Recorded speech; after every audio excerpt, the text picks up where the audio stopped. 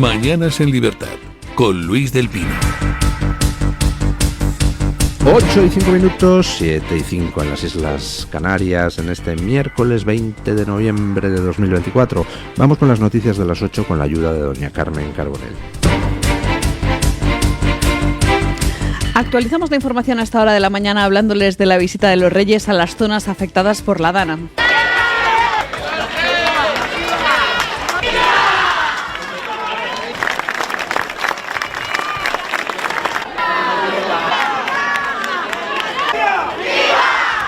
Felipe VI y la reina Leticia fueron recibidos en Chiva y Utiel sin incidentes y entre los aplausos de los congregados para saludarlos. Después estuvieron en la localidad albaceteña de Letur, que perdió a 6 de sus vecinos en la riada. El presidente de la Generalidad, Carlos Mazón, también estuvo ayer con los Reyes en Chiva y en Utiel, en una visita que nada tuvo que ver con la que realizaron acompañados por Pedro Sánchez justo después de la tragedia en Paiporta.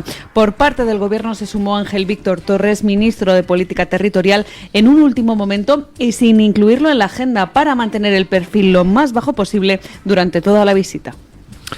Ay, madre mía, la tanda de sopapos que Felipe VI le está dando a Pedro Sánchez sin realmente dárselos de forma directa es increíble. Hay veces que me encuentro a gente que dice, ¿para qué sirve un rey decorativo como...? No, vamos a ver, el rey no tiene funciones ejecutivas, no tiene funciones legislativas, no tiene funciones judiciales.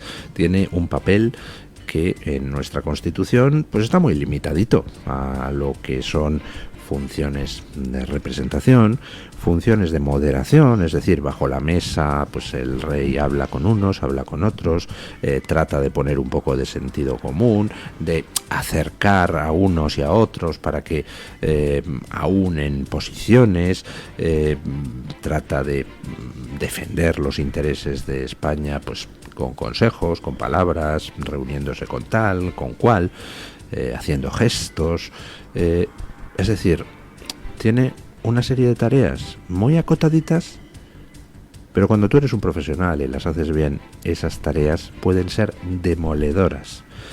Y lo que está haciendo el rey con Pedro Sánchez es una carnicería. O sea, le está dejando en cuestión de muy pocas semanas a la altura, ¿qué digo?, del betún, a la altura del suelo que hay por debajo de la mancha de betún. En Paiporta, Pedro Sánchez, que salió huyendo como un cobarde, pues quedó como lo que es, un ser despreciable. Y quedó como lo que es porque el rey no se fue, porque el rey se quedó allí con Mazón, que también se comportó en esa visita de manera impecable. En Paiporta se montó la que no está en los escritos, con la gente arrojando barro a la comitiva. En uno de los vídeos que circularon por internet, pues se veía perfectamente a una señora diciendo perdón a la reina, pensábamos que era él, refiriéndose a Pedro Sánchez. A Pedro Sánchez le echaron a pellazos de barro los vecinos de Paiporta. El rey se quedó. Luego, en la prensa internacional y en todas partes, como tenemos aquí, tanto corresponsal progre de medios extranjeros, salía, el rey de España le arrojan barro. Vamos, que en la prensa extranjera se sabe muy poquito de lo que pasó en Paiporta. El público extranjero, si es que le importan los temas de España, los temas internos de España, que no necesariamente es así, el público extranjero se piensa que en Paiporta se echaba barro al rey. No se ha difundido que a quien se echó barro y a quien se expulsó a pellazos de Paiporta fue a Pedro Sánchez, que quien concitaba el odio de la gente era Pedro Sánchez. Ayer el rey volvió a la zona cero. El rey se quedó en Paiporta en contra de la opinión de Sánchez. El rey volvió ayer a la zona cero en contra de la opinión de Sánchez. De hecho, no iba a haber ningún miembro del gobierno en esa visita a la zona cero. Al final vieron que iban a quedar todavía peor y mandaron a Ángel Víctor Torres. el rey volvió a la zona cero y no pasó nada de nada. Bueno, sí pasó algo. Pasó que la gente le demostró cariño. Justo lo contrario de lo que le demostraron a Sánchez. Ayer el rey, sin hacer nada especial, simplemente cumpliendo con su obligación, le volvió a pegar otra bofetada a Sánchez brutal, porque dejó perfectamente de manifiesto que lo de Paiporta no iba con el rey, no iba con Mazán, iba con Pedro Sánchez. Porque la gente es mucho menos idiota de lo que querrían nuestros queridos progres patrios. Y la gente sabe quién tenía que haber actuado después de la catástrofe y no actuó, que se llama Pedro Sánchez. La gente sabe perfectamente quién es el máximo responsable de que las consecuencias hayan sido tan devastadoras y de que todavía a fecha de hoy, pues aquello parezca un erial. En muchas zonas, otras se han limpiado ya, pero zonas amplísimas que parece la Cuba de los Castro.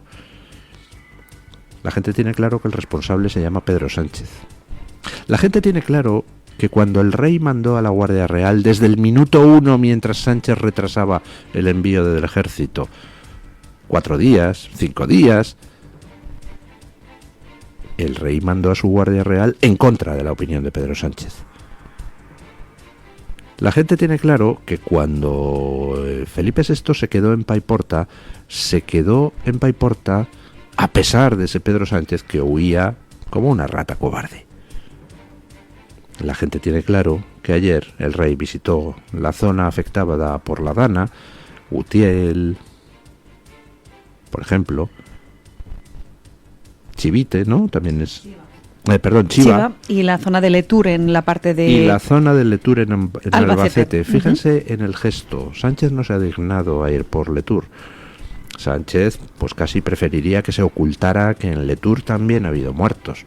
Porque Letur es Albacete, Letur es Emiliano García Paje, Letur es un gobierno del Partido Socialista autonómico y central. Pues el rey fue a Letur. Y la gente tiene claro que Felipe VI está haciendo todo esto en contra de Sánchez. Y la gente tiene claro que Felipe VI, simplemente con limitarse a sus deberes constitucionales y con saber estar, está siendo letal para Pedro Sánchez. En 2017, el rey Felipe VI nos salvó de la inacción del PP de Rajoy y del PSOE. Hoy, 2024, el rey Felipe VI le está pegando una somantapalos a Pedro Sánchez que, en fin, creo que Pedro Sánchez, si ya admiraba poco al rey, ahora le debe de odiar. Un juez abre causa penal contra la presidenta de la EMET por las muertes de Valencia. Concretamente es el juzgado de instrucción número 15 de Valencia el que admite a trámite las denuncias del sindicato Manos Limpias por homicidio imprudente. Tal y como recoge The Objective, también están investigados el responsable de emergencias y el de la Confederación Hidrográfica del Júcar, a quienes se les acusa de una serie de negligencias y errores de gestión que se saldaron con la muerte de más de 200 personas y pérdidas millonarias. La denuncia de Manos Limpias también menciona que el sindicato había esperado a que la Fiscalía iniciara una investigación de oficio sobre los hechos, pero al percatarse de la pasividad de las autoridades, decidió actuar presentando su denuncia de forma independiente. Y por cierto que hoy comparecerá en el Congreso la ministra de Transición Ecológica, Teresa Rivera, cuando han pasado ya más de 3 semanas desde la Dana. 3 semanas sin comparecer la ministra de Transición Ecológica. Sánchez todavía ni ha comparecido. Ese es el respeto que tiene por el Congreso, por los españoles y por las víctimas de la Dana, Pedro Sánchez. Ya tenemos que un juzgado ha admitido a trámite las denuncias que acaba de presentar Manos Limpias contra la EMET, la Confederación Hidrográfica del Júcar, y el Servicio Valenciano de Emergencias. Evidentemente, ese día las cosas no funcionaron bien. Ese día no se emitieron las alertas debidas en el momento debido y eso ha costado 230 muertos.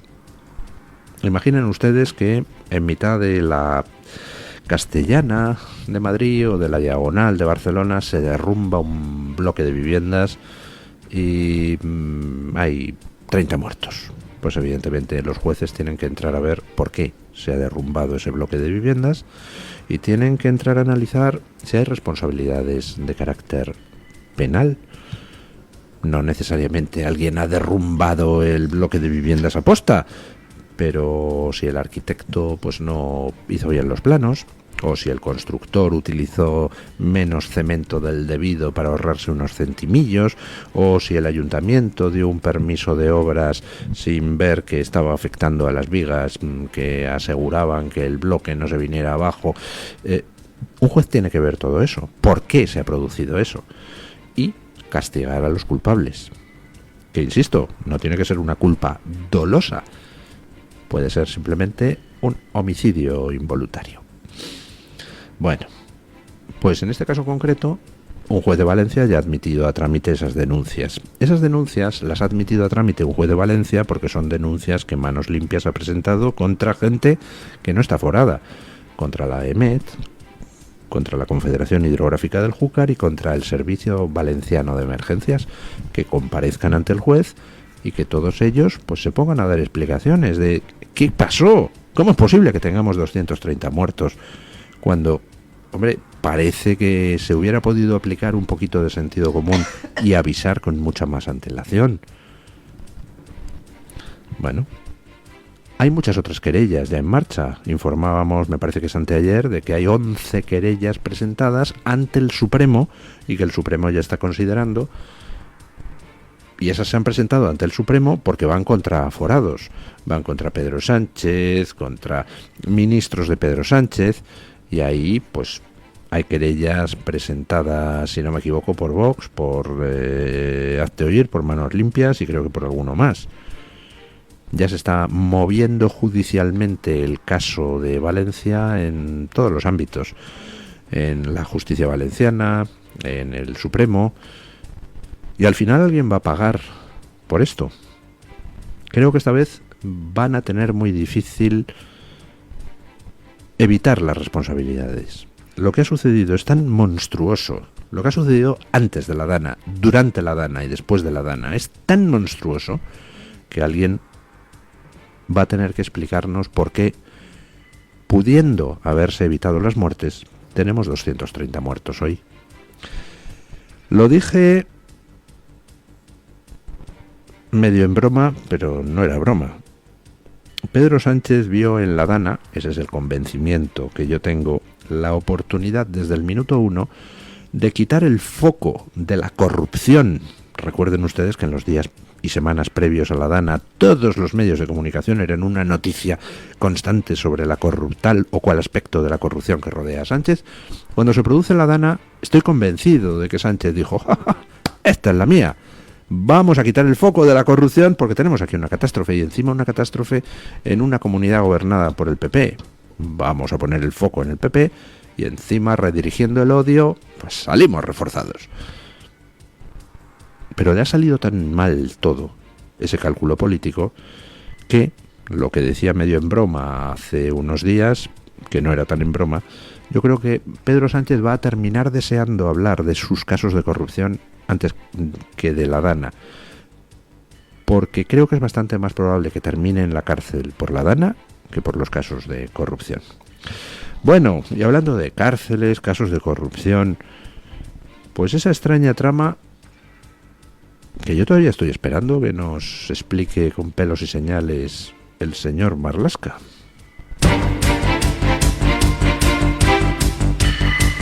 La Unidad de Asuntos Internos y la UDICO de la Policía Nacional han localizado en Dubái parte de la ingente cantidad de dinero que generaba la red de narcotraficantes a la que pertenecía el jefe de blanqueo de la Policía Nacional en Madrid, Óscar Sánchez Gil.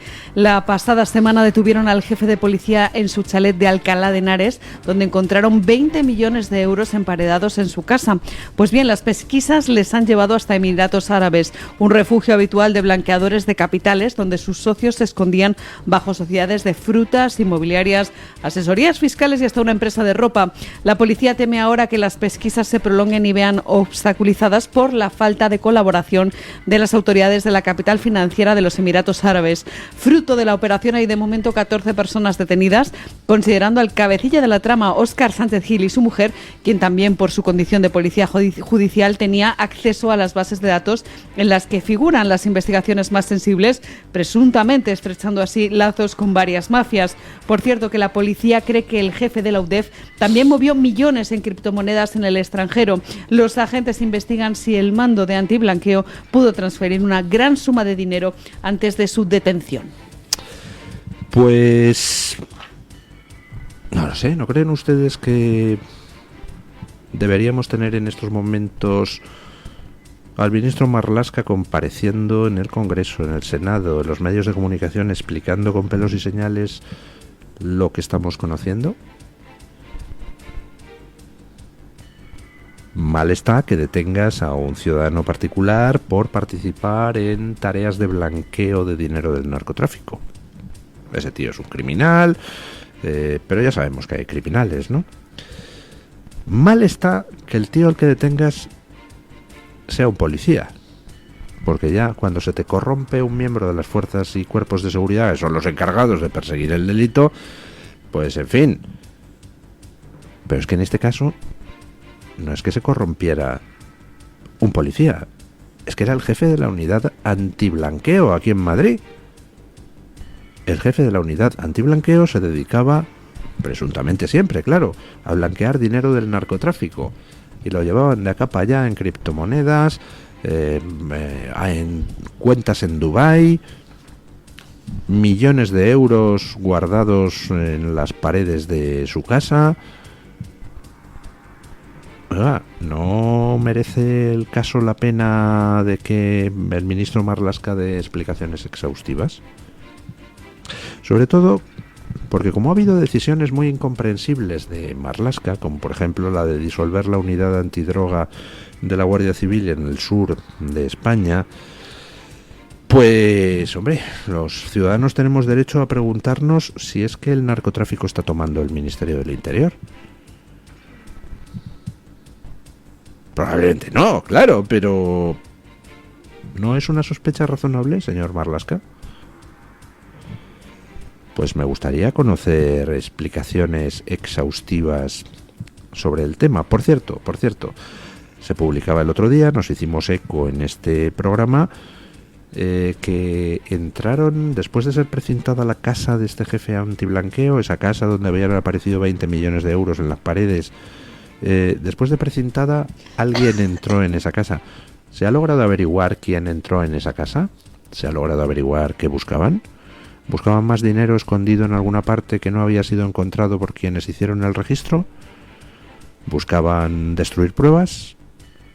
¿Qué buscaban los que entraron en la casa estando precintada? ¿Y qué avances se han hecho en la investigación para ver quién demonios entró en esa casa precintada?